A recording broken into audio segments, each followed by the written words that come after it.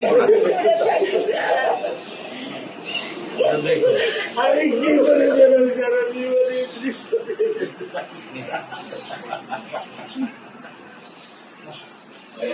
আমার এই দৃশ্য আমি কি দিয়ে পূরণ করবো?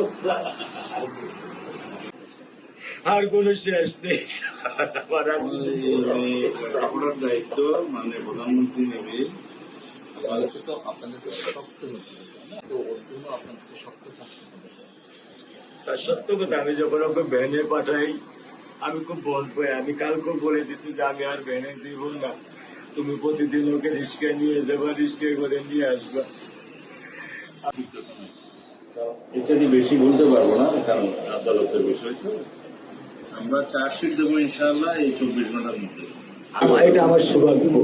আমি এটা আমি সত্যিকার ভাবে স্যার আমি বলি, আমি এটা স্যার প্রত্যাশা করিনি যে আপনার মতো মানুষ আমার এই 10,000 টাকার একটা ফ্ল্যাটে স্যার আপনি পা রাখবেন, কিন্তু এই বিশ্বাস ছিল যে আপনি আর 10 জন না স্যার।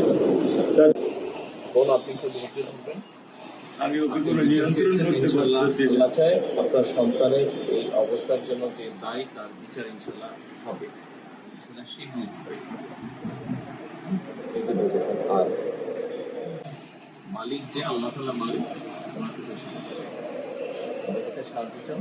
আল্লাহ রহম করলেন সব কিছু দিতে পারে। মানুষ হিসেবে আমাদের যেটা করার,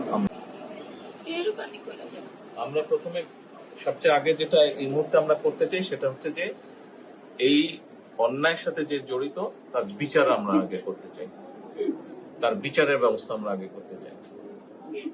এইটা আমরা আগে প্রথমে করতে চাই। আপনাদেরকে শক্ত থাকতে হবে, ধৈর্য ধরতে হবে, ওর দিকে তাকে শক্ত থাকতে হবে।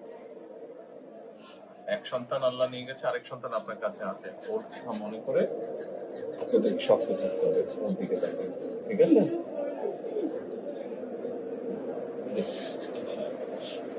চলে আসবে ভাই, চলে আসবে। আজকে চলবো।